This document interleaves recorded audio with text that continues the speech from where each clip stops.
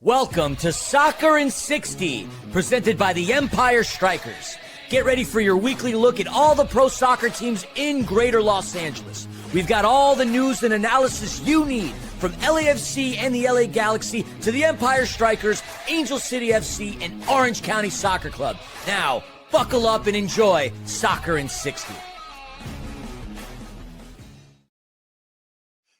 Good evening, football faithful and soccer supporters, and welcome back to another episode of Soccer in 60, your look at soccer all across the Southland. We'll hit up LAFC, LA Galaxy, some news on the Empire Strykers and the indoor game, Angel City and Orange County, in our 1 hour look at soccer across the Southland. Good evening, my voice. You know me. I'm J.R. Liebert. They call me the Scarf affectionately. And we've got the three-headed monster with us this evening. It's Tim, it's Rob, it's Scarf, and we are ready to roll. Tim, a lot of soccer stories this week in the Southland. Yeah, and there's a lot going on as we navigate the world that is Los Angeles this week. You know, a lot going on, a lot to discuss, a lot to take in this week. And you know what? I'm glad I can do it with you, Scarf, and hey, our good buddy Rob. Yeah, we're happy to have Rob on. Remember, Soccer in 60 brought to you by SAC Health Systems. And Rob, happy to have you back once again. A relatively quiet week in a lot of different ways for the Galaxy. Yeah, they had a 2-week break. Nothing really shaking in Galaxy land, at least on the field. You will have media availability. Tomorrow we'll get to speak to Greg and see, you know, if a couple of things like Marco Royce, is he going to play? Is he going to feature? We'll get some clarity on that tomorrow. Yeah.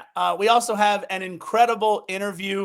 Both Tim and Gunnar, you guys had an incredible interview with Brandon Gomez, who, I mean, he's not quite a millionaire himself, but he's pretty close now.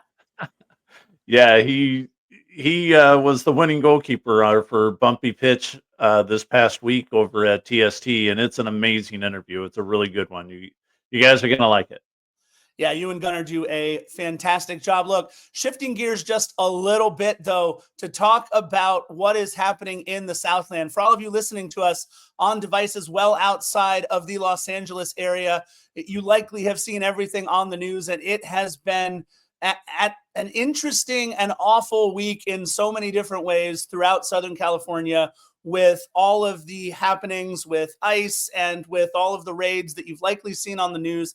And it affects the soccer around the Southland as well. So many members of our communities are supporters of these teams, are being affected. We're talking about friends and family, neighbors and supporters, people who you celebrate and commiserate in the stands with for all 5 of the teams that we talk about. And soccer is the world's game. Football is the world's game. You can't look out on the pitch and not see people that represent every nationality, color of people around the world.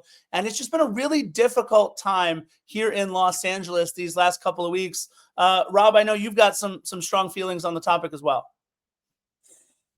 Yeah, that's an understatement, JR.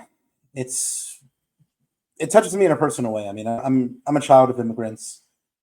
My parents came here to give me the American dream and you know, try to give me something better. And it's very, very striking to see that the same opportunity isn't being given to people to do the same, or even to have due process to do the same, have their cases heard to do the same. So it's a tough time. I mean, I even feel a little bit funny, you know, kind of talking about soccer at some point, you know, but, you know, like you said, it just disrupts everything. And I think that's the point in what's happening. And like the tactic here is disrupt, you know, life, disrupt the community, disrupt, you know, the day-to-day, so that we just get fed up and give in.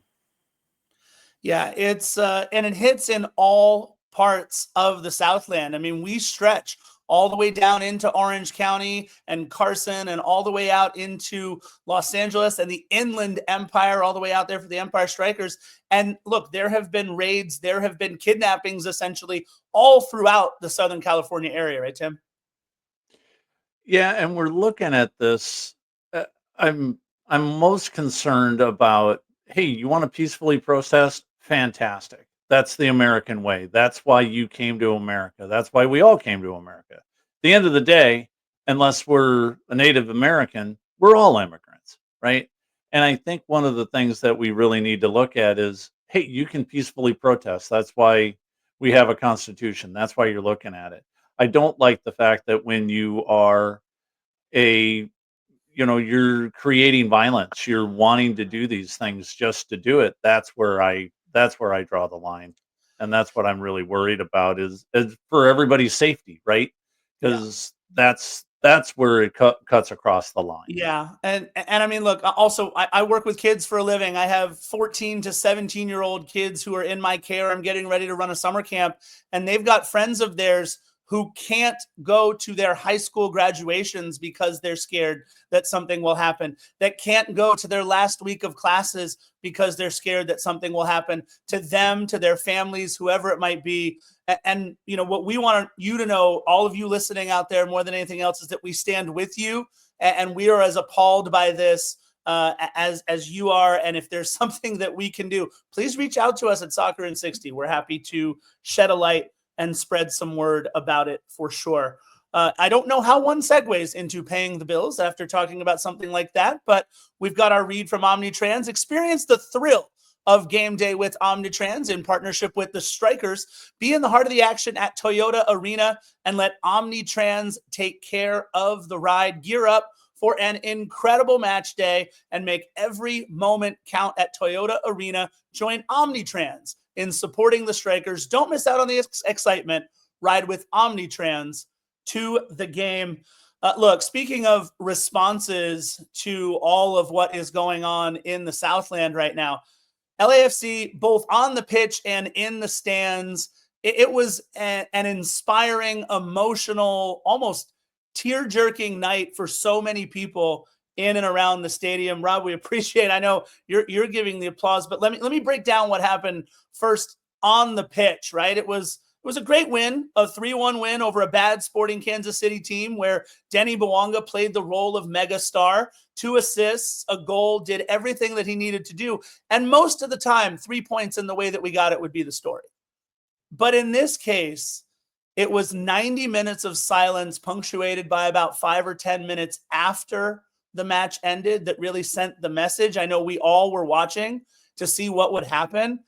An incredible response. I'll say really quickly, I thought the proudest that I have ever been of the 3252, our supporting culture in the stands, was last week against Club America when they went round for round and body blow for body blow against La Monumental and everybody else that packed BMO Stadium. And the 3252, not only did they never give up, they actually took over at the end of the match. And I thought that was the proudest I had ever been of the 3252 until 7 days later when they didn't cheer. They didn't say anything for 90 minutes. Yes, there were signs. Yes, there was a feel throughout BMO Stadium. But that 90 minutes of silence sent a message to the rest of the league, to the rest of the world, to the rest of the United States that this is Los Angeles. And I thought it was, we mentioned about peaceful protesting and about how to actually, send a message without maybe violence. I thought the 3252 did it an incredible way.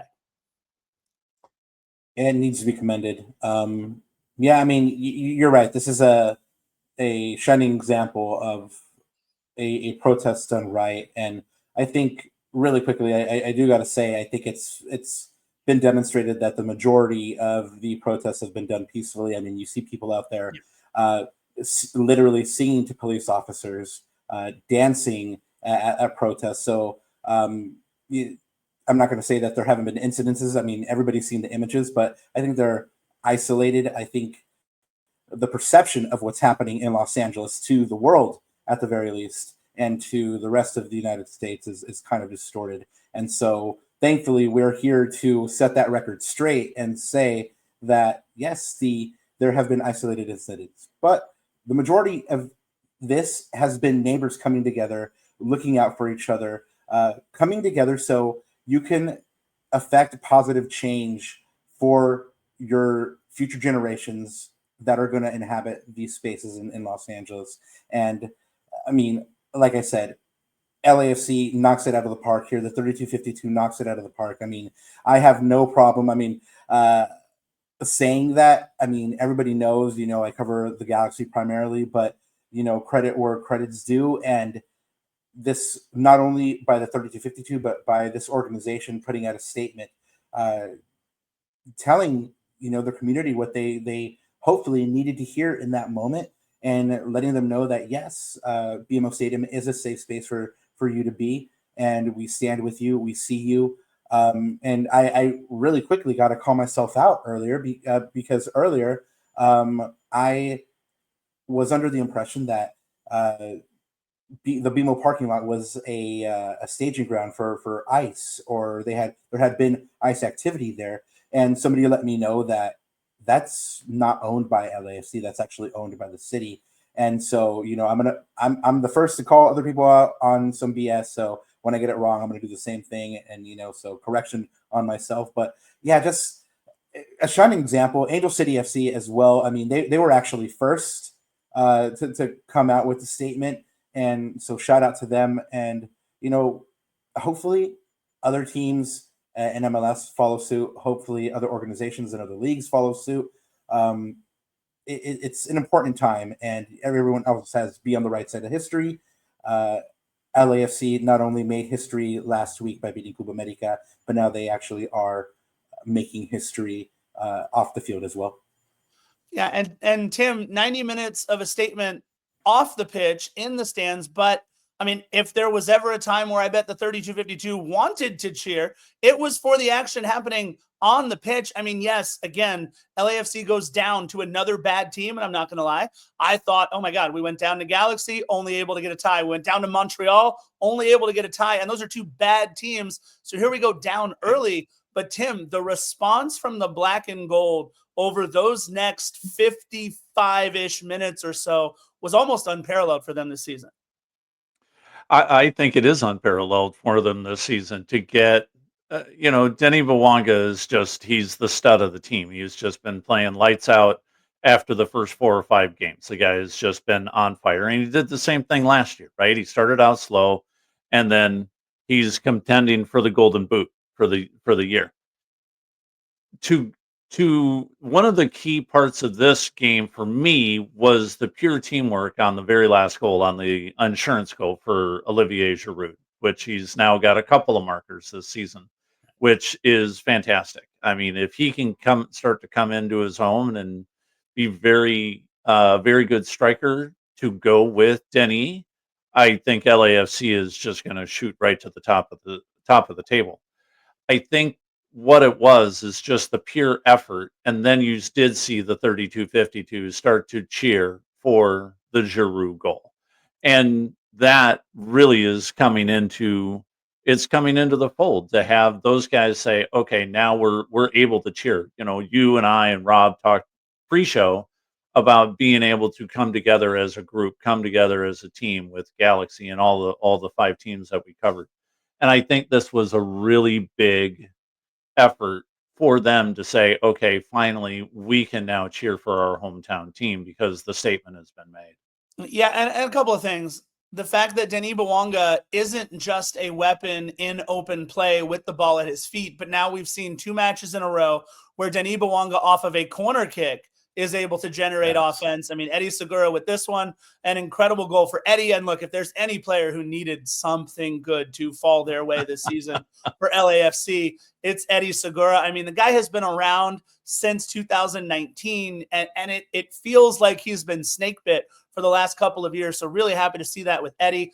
The goal reminded me a lot of the Fito Zelaya Carlos Vela goal from several years ago, where Carlos absolutely could have scored that goal. Denis Bawanga could have absolutely scored that second goal, but he had that great hold-up play, right? Waited for Olivier to make the run. Olivier puts it in the back of the net. That goal had nothing to do with putting the Sporting Kansas City game away. It has to do with maybe Chelsea, Esperance, and Flamengo, and having that mindset of Olivier Giroud, remembering who Olivier Giroud is against these teams. Now, look, I think it's all going to come back for him. He's going to see that Chelsea shirt and go, okay, I'm back in Europe. I'm ready to play against the big boys. And I think we're going to get something. And, oh, by the way, Dilrosun signing from Club America over to LAFC is a nice winger depth piece as a designated player. Right.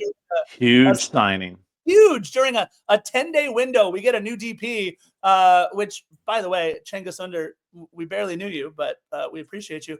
But it's going to be an incredible run in the Club World Cup in these next 3 matches. What a send-off too, right? So too. Yeah. I mean, an incredible win right before you go into, one of the biggest tournaments of the franchise's history. Huge. I mean, look, these next 3 games are pinch me moments for all the black and gold faithful out there. Let's talk about the other team in the Los Angeles area who's been relatively quiet. We mentioned in a bunch of ways, but simply just because of time. Well, I did say that. That's true. But simply because of time off, right? They don't play until June 14th at St. Louis. So the club going into that match, Rob, health-wise, mentality-wise, at St. Louis, a club that's really trying to find itself as well this season. You guys are headed on the road. What you thinking? Well, it was a good 2 weeks off for them. They needed to kind of regroup and kind of sit with that win, kind of, bask in, hey, like you said with Giroud, remember I'm Giroud. They needed to remember, hey, we just won a title. This is what it feels like to win. They need to get a measure of revenge against St. Louis. I mean, St. Louis went to the digs and beat the Galaxy, played them off their own field 3-0. There should be no excuses at this point. They got the monkey off their back. They got those first 3 points. Everybody should be healthy, with, like I said, with the exception of perhaps Marco Reus, but even he should be available, and of course Ricky Puig. And I'd be surprised if they don't make a game of it, but it's gonna be tough. I mean, it's an earlier game. It's gonna work against the body clock, and it is on the road, and it's not easy to play on the road. Yeah, and so much of the focus of MLS over these last 10 days with that special window opening and with games being moved by certain teams and MLS kind of, smoothing the runway for the schedule for at least 3 of these teams, with Miami and Seattle being the other 2. The focus has kind of been off of the regular season, but for a club like the Galaxy, the regular season is everything because of, I guess, according to one of your pre-show notes last time that we didn't get to touch on, a playoff scenario still in play. The Galaxy, 15 points, by the way, is not a lot to be out of a playoff spot. But since, Rob, we are at the halfway point, 17 matches played, I want to get your take on how much of a shot, what part of the percentage, what part of the blame pie, what do you think the shot is for the Galaxy to make the playoffs? Very small, maybe 5 to 10%. Just the math isn't mathing, as they say. They would have to. It's not impossible. It's just very improbable. And based on what we've seen out of this team, they're not going to do it. I expect them to make a run. I expect them to win, 4 or 5 games. And I actually expect them to give Galaxy fans hope at some point that they're going to make the playoffs, make the run.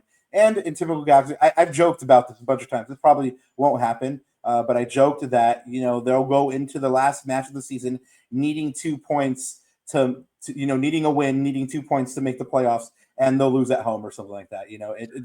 That's very It'll be a draw. Galaxy. Yeah, exactly. It'll be a draw, and they'll miss out by 1 point, and people will be like, "Oh, they just missed out." No, you didn't just miss out. You lost every single game in the first half of the season, except for 1. Yeah. You and I talked about this on your show, Rob, and I gave them, I gave a very candid answer that some of the people in the chat were reasonably surprised by, but I said 0. JR, I told him, I said, I think my exact word was, the question from Ananda was, will they make the playoffs? And I said, no. So he just came right out with it. I mean, I'm a numbers guy, right? So there's still technically hope. It has been done before. I mean, I think Diego Fagunda said it, if we've lost 15 in a row, why can't we win 15 in a row? I mean, it has been done. Teams can go on a streak, and I'm an eternal optimist. Hope springs eternal. Well, so listen, it's also the hope that kills you sometimes, right? But let me say this. Last season, 47 points got you to the number 8 and 9 seeds. I'm a math guy. I like to see what are the possibilities. Well, as of right now, with 17 matches to play, Galaxy can still accrue 58 points on the season, which means if you're going to get to 47, you can only drop 11 points in the next 17 matches. I don't know how it gets done, Rob, but you're saying it's there's hard. a chance. What I love it's is hard. However, that last year was 47. The year before that, it was 43 or 44, I believe. And the year before that, it was like 43, 42. So there is some wiggle room there. And fortunately, they have a couple of matches against direct opponents above them in the table. Like coming up, they have St. Louis, who's directly above them in the table. They win. They close that gap to 4 points. They're that much closer to not being last, at least in the table, Again, I'm smart. I'm not betting on them. However, it's not impossible. And I don't need to point out that all of the teams are above you in the table. So any team you play would be helpful to getting those points. And look, by the way, right, but there's Eastern Conference opponents. I say that tongue in cheek, but there are 6 teams to jump, right, in order to get that last playoff spot. And it's a 7-point gap just to catch the first of those 6 teams. Now, that being said, they're bunched up a little bit there towards the bottom. So if you get to 1, that's where the hope starts, right, Rob? Once you catch that first team out of the 6 to jump, now all of a sudden it's like, okay, here we go. The only problem is that can't come at like game 30 of the season, right? That's got to be, you're going to have to roll a 2 or 3 or a 4-match win streak in your next 5 or 6. Otherwise, I think, right, we can kind of say that might be it. Yeah, to be honest, for something like that to happen, you need just like everything to line up for you. And you need the wind at your sails. And I don't think this crowd is going to be behind this Galaxy team right now. There's a lot of discontent about what's going on here in Los Angeles. I mean, they're not at home this weekend. They play St. Louis on Saturday at 1:30. But, the fact that the Galaxy hasn't made a response, and I confirmed by their team today that they will not be making a response, has made a lot of Galaxy fans quite discontent. And, a lot of them are already saying, hey, who wants to buy my tickets? Hey, I got to rethink my Galaxy fandom. There's other things at play here besides, the Galaxy's record on the pitch. And that certainly doesn't help. It's going to be a test to see if they can get a result against St. Louis. Well, Rob, the reason why we have you on is because we know you'll be at those games, you'll be in those press conferences, and you'll be there at you'll be watching when they're at St. Louis on June 14th. So, Rob, thank you so much again for joining us here on Soccer in 60, my friend. Guys, it was lovely as usual. Thank you. Have a wonderful one. Cheers. All right. Rob, and thanks, buddy. Tim, I'm super excited because you guys got to interview someone who, again, almost a millionaire. Yeah, me and Gunnar, our creative director, got to hang out with Brandon Gomez a little earlier tonight, the game-winning goalie of the TST tournament that his team, Bumpy Pitch, featured 6 striker players. So with that, it's a huge, huge interview. So let's go right to it. Our guest is an LA area native who just came off his 2nd season as a pro indoor goalkeeper with the Empire Strykers of the Major Arena Soccer League. He made a significant impact for the Strikers, helping the team to its first playoff appearance since 2021 and bagging 2 goals and 1 assist in the process. Once again, that's as a goalkeeper. Just 3 days ago, he added the exclamation point to an outstanding showing at TST as he made several outstanding saves in the final, powering Bumpy Pitch FC's $1 million triumph in the prestigious 7v7 tournament. We're so excited to have with us Empire backstop Brandon Gomez. Brandon, welcome to Soccer in 60. Gunnar, how you doing? Thank you very much for having me on. Tim, good to see you, man. Good to see you, Brandon. So good to see you, Brandon. We're doing well, probably not as well as you are after everything that's transpired. Let me start out by asking you, Jimmy Nordberg, an Empire Strykers icon and the club's former head coach and executive VP, served as GM for Bumpy Pitch for this TST. Assuming he was the one who got you to join BPFC for TST, that's a lot of letters there, but assuming that he's the one that got you to join, walk me through that process. When did he approach you about it, and then what made you feel that this was the right fit for you? Yeah, funny story about that. Jimmy was actually the first conversation I had to join the Strikers as well. So it's a little bit of a full circle there. It's so obviously extremely grateful for Jimmy and the efforts that he constantly puts in that aren't necessarily seen. He isn't the first name that comes up whenever you're necessarily stating the success of some of the players of the team that some of the success the team had these last couple years.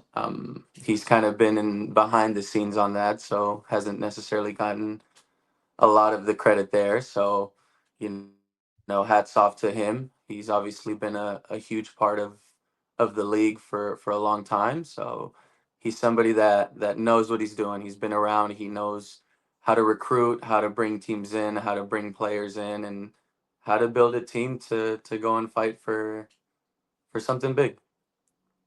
Yeah, and a bumpy pitch. I mean, there are so many connections to Strikers and Jimmy and you and all the other guys. Bumpy pitch featured a total of 6 Empire Strykers players. The entire team seemed to grow a very strong bond over the course of TST and seemed to gel pretty rapidly as the tournament progressed. What did it mean to have 5 guys alongside you that you battled for alongside during the MASL season? And do you feel that it gave BPFC an advantage in terms of developing chemistry on the field and in the locker room?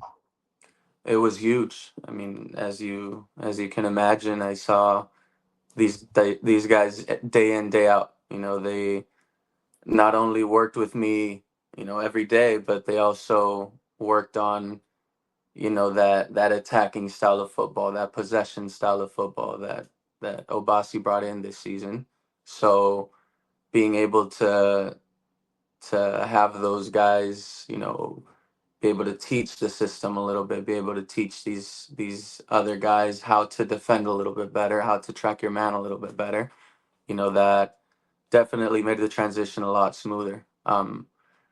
We aside from those 6 guys, we also, we consisted of, maybe you can help me out. I forget exactly how many of the San Diego Sockers guys. They were our rivals. They've been our rivals of the club for years now.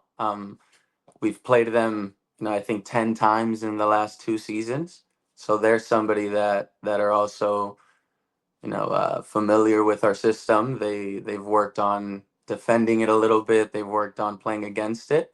So that was a little bit of a concern. How would we be able to come together with our rivals and work together towards the same goal? And I mean, looking at it now, I don't think we could have meshed any better.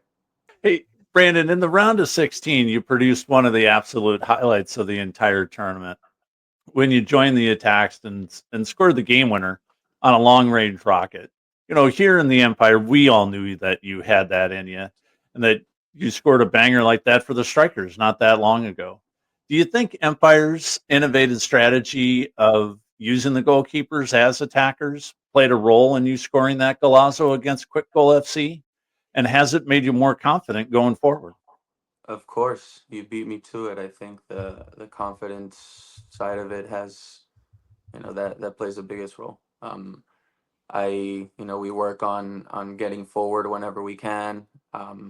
We work on finding space, finding a right area for you to take a comfortable shot, and we work on, once that shot comes, just comfortable. Make sure you're in your head. That you've made your decision, and it's one of those moments that you gamble. We're at 0-0. The goalkeeper's up. They've closed the space, and in my head at that moment is try to keep the ball. Don't lose the ball. Try to find space for someone else. And somehow I found myself in front of goal. They covered everybody else. I found myself with a shot, and put my head down, took it, and you guys know the rest. It was a surreal moment. It was Sure do. definitely a Yep. surreal moment. Yep. Yeah. A lot of emotions going through our head there. We obviously, looking back 2 years ago with the Strikers, it wasn't the greatest year, the most memorable season for a lot of the boys. Um, Again, this makes me think of the group of guys we had there. Obviously, we had the Allens, the Moes they're with us this week, which made it that much sweeter. Those are guys that they lived through that with me. They struggled last year. They had that huge improvement in seasons, and the fact that we can even add this to that is huge. So not only happy for myself, but happy for the rest of the teammates that were there through those struggles with me. Yeah. And I know that you mentioned it, the confidence just built up throughout the tournament, and especially in that round of 16 game. But I got a question for you. Many have argued that despite Charlie scoring 2 goals, and this is Charlie Gonzalez again, scoring 2 goals, that you were the man of the match of the final because you had several excellent saves and also had the key pass that led to the equalizer. Where would you say this game ranks in the terms of best performances of your career? I mean, it's up there. I felt I had a couple big moments in the first half. I knew that obviously we've played against Pumas Alabama last year. I lost to some of the guys on this team while they were at Bombonera. So, coming into the game, you're expecting them to create opportunities, to create good luck. So, in my head, we had a tough semifinal game. It was also a good match. I felt very good about it. So, I wanted to come in, made sure I get that first save, that second save, and have the team feel confident that they can go play. We can go lose a ball. We can feel comfortable that we'll be okay and get it done going forward. So extremely grateful and extremely thankful to God that I was able to get those first few plays in, because looking at the rest of the game, there were a couple instances where they could have maybe killed us, maybe finished us, and they had second thoughts. So it's it's an amazing feeling that I can do my job and play my role and help the team go and lift the trophy. Mhm. Now, some of what you're referring to, we should really quickly explain that in TST at the end of regulation, for people who don't know, there's such a thing as a target score, which is set at the leading team's number of goals plus 1. And on Right. top of that, to make it even more interesting, a player is removed from each team every 3 minutes, so it starts to open up space. In the final, it came down to 2v2, which is insane. After you guys had tied it at 1-1 in target score time, after an extremely tense period of neither team wanting to make a mistake, you referenced that. How did you experience that on the field? Is that nerve-wracking, or are you just focused on playing your game at that point? Um, you try to be as focused as you can, but the nerves are they're inevitable. I bet. You see, how many games are ended at the 3v3, the 4v4, especially when you have guys like the Georgiana twins, guys like Ugo, guys like, I mean, I can keep going. Half of their roster is lethal when it comes down to keeping the ball, keeping possession, and punishing you when it gets time. So in my head, we scored the first goal. It's huge, but then they have the ball, and now it's 3v3. So I'm hoping I can, as you guys know as well. Clay was there. He was also part of the Strikers last year.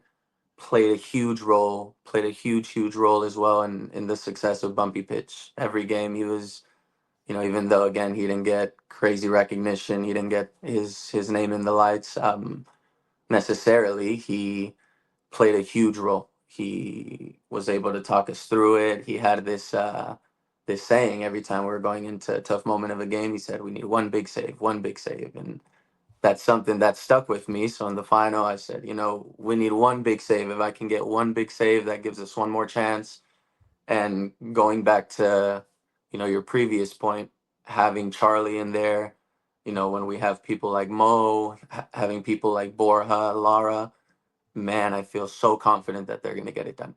So I was hoping to get that big save. I was praying to get that big save. We knew that we needed a big save, and I didn't need to. These guys threw the ball away.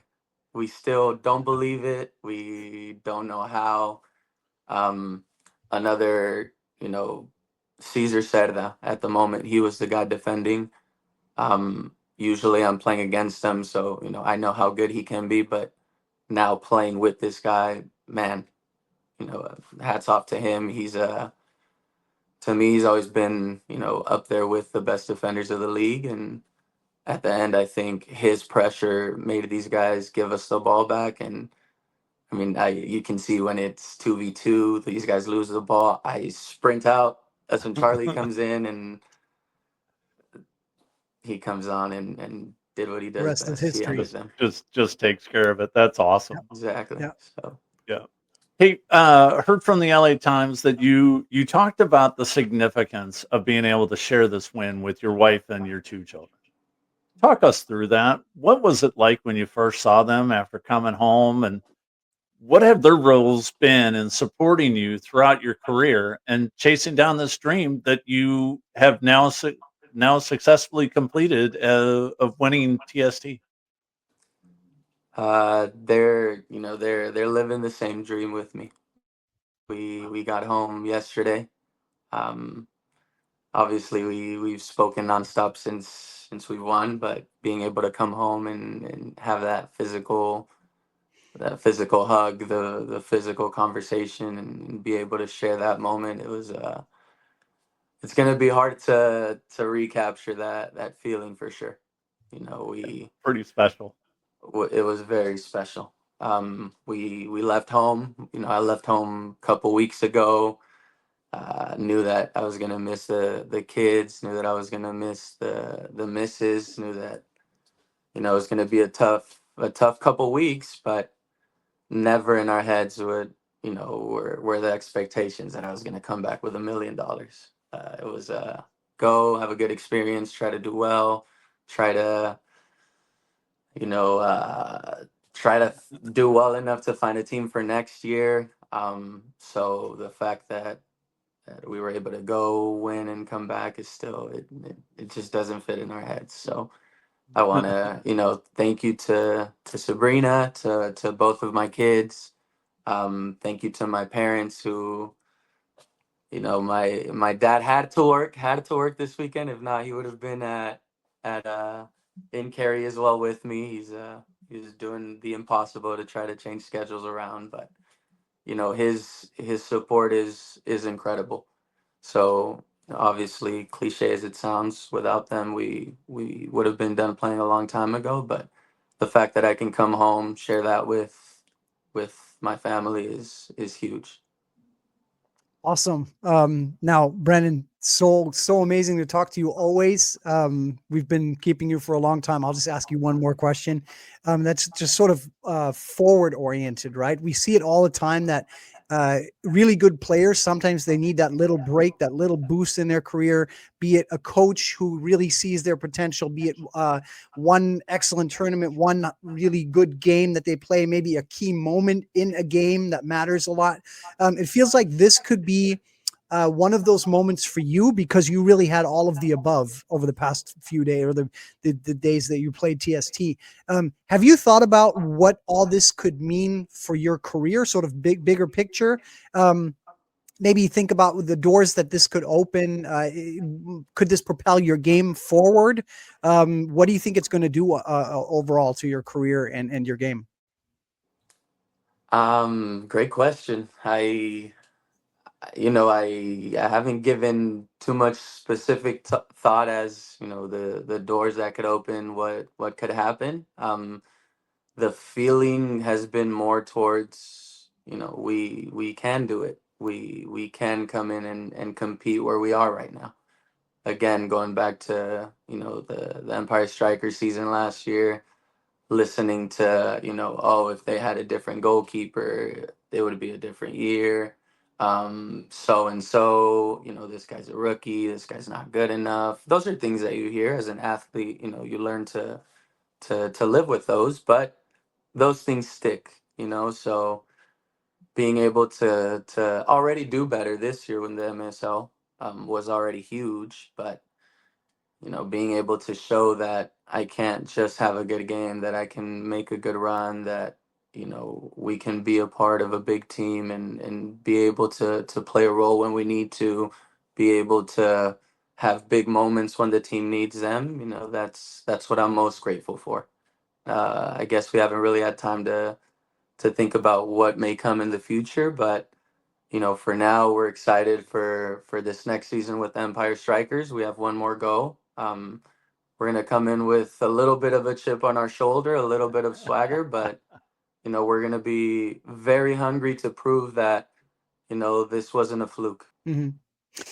I think you answered the question perfectly. You did not fall into the doors opening trap, but yeah, you talked about the Strikers, which is exactly what we want to hear, right? We want you to stay for the next 10 years with the Strikers, win a few championships, hopefully. And I got to tell you, just on a personal level, and I think Tim will back me up on this, we were jumping up and down. And when it's someone like you, I mean, you meet a lot of people in this sport. When it's someone like you who is genuinely just a great guy, and you deserve it, and it just makes all of us so happy to see you have this moment and enjoy this moment. Can't wait to see you next season back with the Strikers. Thank you guys so much for the time. We're beyond words, man. We're so excited and glad we're able to share it with you guys. All right, JR, that was me and Gunnar had so much fun with Brandon. It was a rip. Listen, man, Brandon, already a cool dude. He had goals where he jumped into the stands during the season for the Empire Strikers, scoring goals from the keeper position. Now he gets to do that. Amazing. Look, let's talk some Angel City after that incredible interview with Brandon Gomez. Just unbelievable. So much fun. But Angel City FC, in the midst of 11 games now in the season, in the midst of a match where you look that, okay, Chicago Stars. Oh, hi, Gunnar. We bring in Gunnar in for this one. Gunnar did. I tell you what, Gunnar did was the main analyst on the iHeartRadio show because they brought him in because Tracy Bailey had a commitment that she needed to take care of, and our own Gunnar Burnt went in and did a bang up job, Gunnar. I listened to the whole game, and you did well, young man. Well, thank you very much. I don't know what possessed them to bring me on, but I will say it was you were cheap. Yeah, I was. I think they all get paid the same, but I'm not sure. Now you're getting me thinking, actually. But yeah, no, I prepped for days, and it was a first for me. I had a blast. Yeah, it was. I listened to it, and Gunnar, it was very clear that you had prepped very well for that game. The analytics that you did on it were spot on. There's a lot of good things that came out of that, Gunnar. So nice job, sir. I appreciate it. Listen, I think if you listen to Soccer in 60, what people know here between Philly, who we know loves to do his homework, he did that calling 21 matches for this last TST tournament. I'm a teacher, so I give out homework, correct homework, whatever kind of homework we need to do. Gunnar, it's no surprise. You're also obviously the creative director here of the show. It's no surprise that you did your homework and you did so well. Congratulations, my friend.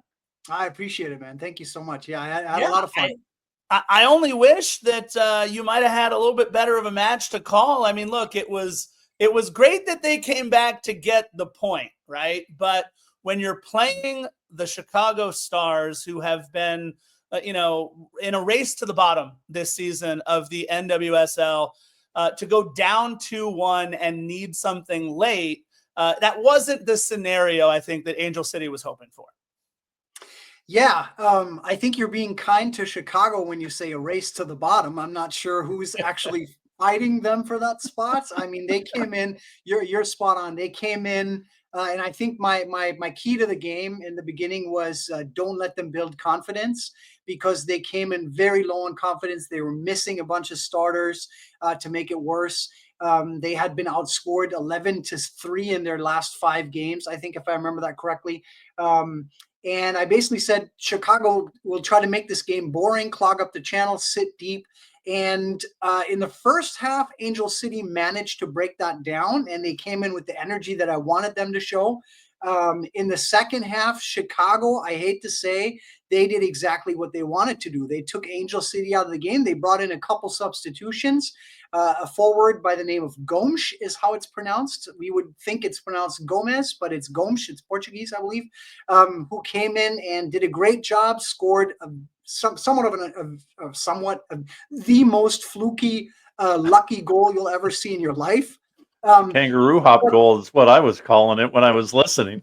You know, Isaac, the play-by-play guy, he described it perfectly. He said it was like a wet bar of soap that squirts out of your hand, and you have no idea where it's going to go. So yeah, but I'm rambling on.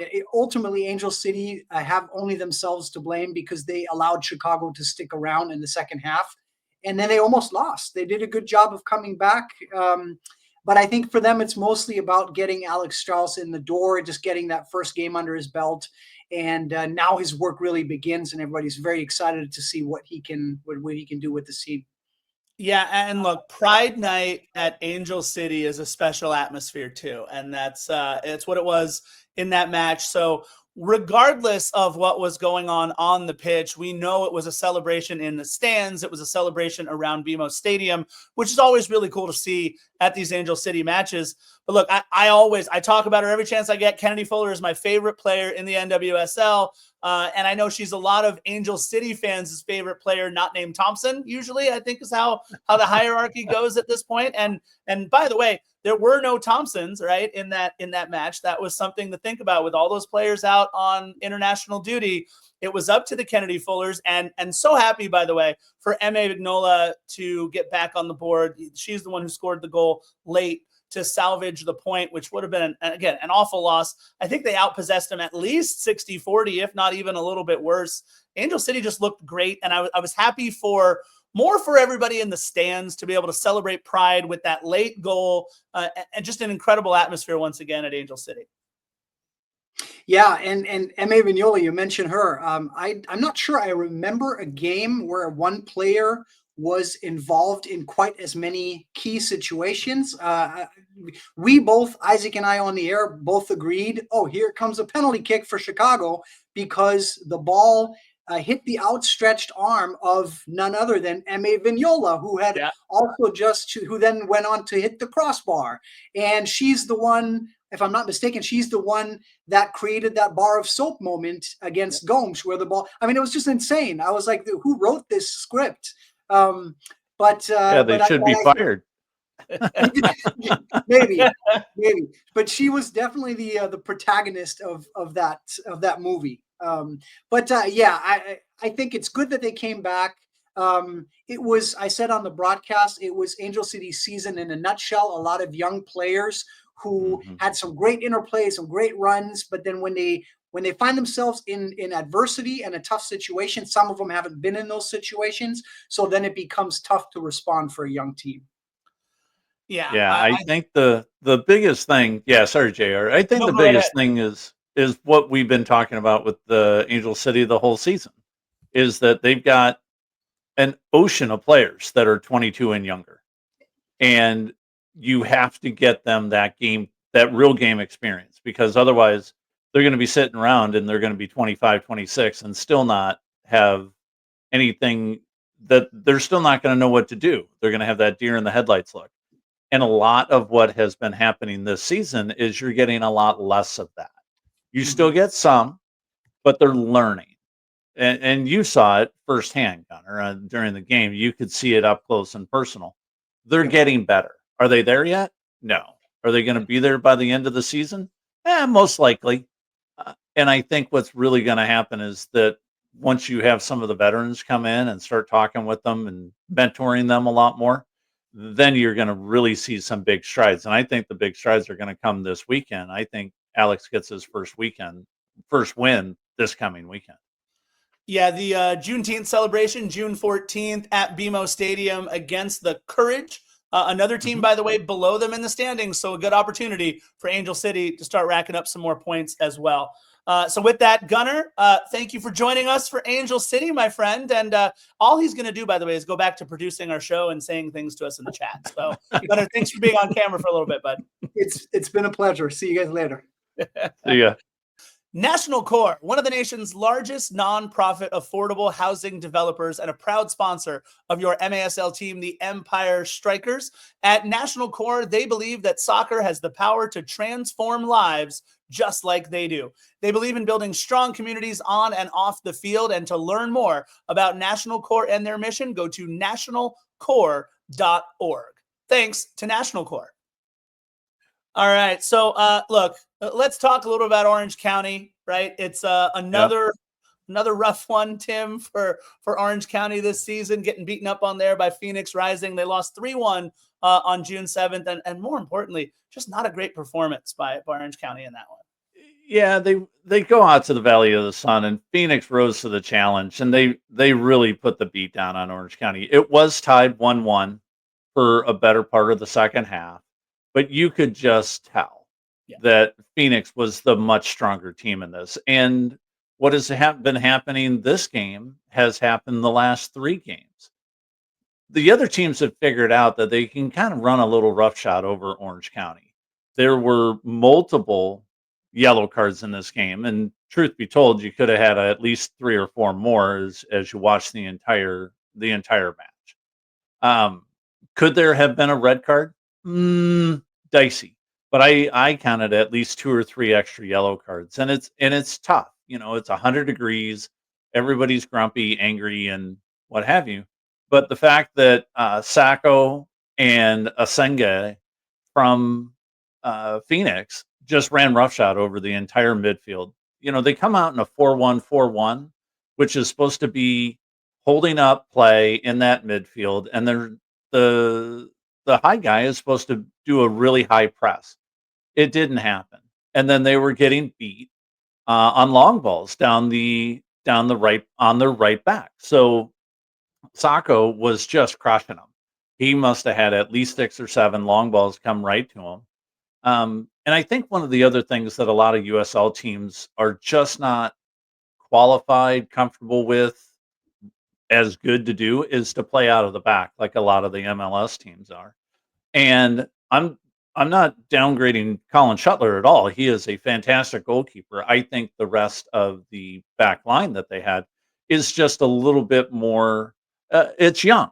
You know, it's a very young team. They just have that little bit of the deer in the headlights look. And so when they play out of the back, they're not as comfortable as they potentially could be. And I think that's one of the things that Coach Stone has really got to work on with these guys is to get them more comfortable when they're under pressure inside their own 18. Only then are they going to really to be able to start to free up guys like Mohamedou War and Liam McKinnon and Ethan Zubak and these guys to really put the biscuit in the basket on the other side of the field, JR. And Tim, the hardest part is these clubs come in against OCSC knowing if they get 2, then they're likely on their way to 3 points because it has been rough this season for Orange County in terms of scoring goals. So they know if they can bully you into 1 and then now you have to come out of your formation, you can't hold as much. You got to start opening things up. We see it happen to them over and over and over again. Yeah, and they're not getting any favors this weekend either against El Paso. They're going to go out and try and crack the dome of the Locomotive, but the Locomotives are unbeaten in their last 5, including 3 victories. So this is going to be a tough one. They sit in 4th place on 20 points. I think it's going to be a fun watch.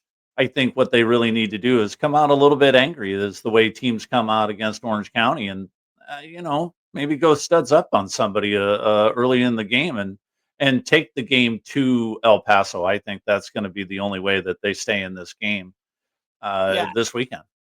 And Tim, despite their performance out in the Valley of the Sun, Orange County does get a player on the best 11. Let's take a look at it here. Let's bring Gunnar back on as well. He's, again, not just our producer and creative director, but he's going to talk to us about Gunnar. I'm so happy. I told you my favorite player for Angel City, and there she is in the midfield. We can talk about that later. Kennedy Fuller on the best 11, right where she should be.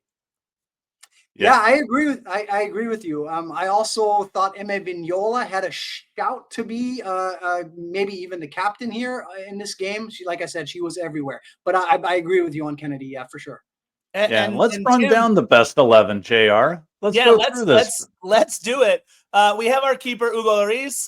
This is a very LAFC heavy lineup. Our apologies to all the Galaxy fans out there, but since he didn't play, then you don't get to have players on. Although, by the way, where's quick shout out? This is me with a squirrel. Where's Brandon Gomez maybe as the keeper for this one? Even though Hugo got the win, I'm just saying. Hugo Lloris, our back line of Eddie Segura, Ryan Hollingshead, Marlon, and Eme Vignola. By the way, Ryan Hollingshead is 300th Major League Soccer regular season appearance this week.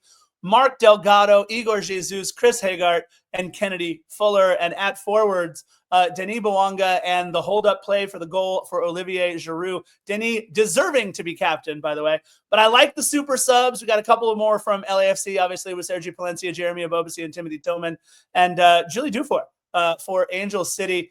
I'm surprised, though, Tim, we've been talking a lot about TST in this one. Nobody from Bumpy Pitch FC, the Empire Strykers. They had 6 guys on there, and now Gunnar is holding up his fingers if I did something wrong.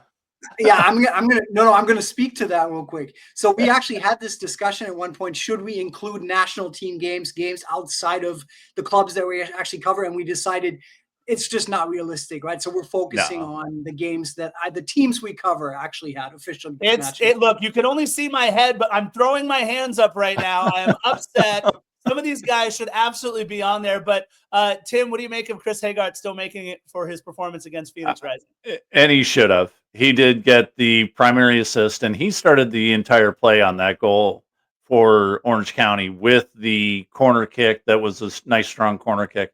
And then he placed the cross right into the box, right where Luke could get that thing and get his first goal of his professional career with Orange County. So well-deserved to have Chris Hagart on this. Well-deserved to have Marky Delgado. And, I know that we've given him all kinds of grief the entire time he's been here, but it's really fun to see Olivier Giroud on this list as well. You're absolutely right. And by the way, check out just a couple of episodes ago. Find us on all your social media platforms. Our interview with Chris Hagart too. So that was a fun one. Look, not as much to debate on this one, right, Gunnar? Because not as many matches, but it was definitely a fun one. And I just like being able to give you grief on some things. So that was fun. So listen, on behalf of Gunnar and Tim and Rob and everybody who puts this show together, our producer Christian there in the background as well. Look, this is the most fun soccer show in the Southland, folks. This is Soccer in 60. Again, brought to you by SAC Health Systems. This is the best hour you'll have, and we thank you guys for joining us. And we'll see you back here again next week for more Soccer in 60.